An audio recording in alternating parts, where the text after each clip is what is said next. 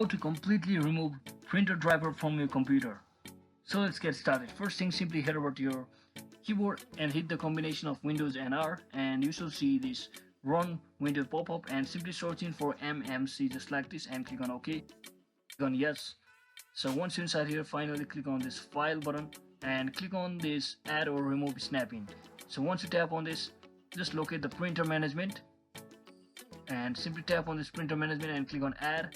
So once inside here, make sure to click on this add the local server without adding any server before. So once you tap on this, click on finish and click on OK. So you should see the print management options. You simply enlarge it and click on this print server, enlarge it as well, and you should see your PC name and enlarge that as well.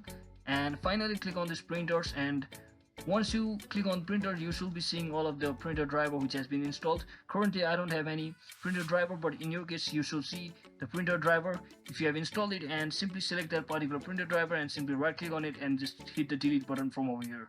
So that is it for today. If it was helpful, if it was, don't forget to like and subscribe to the channel. See you on the next one.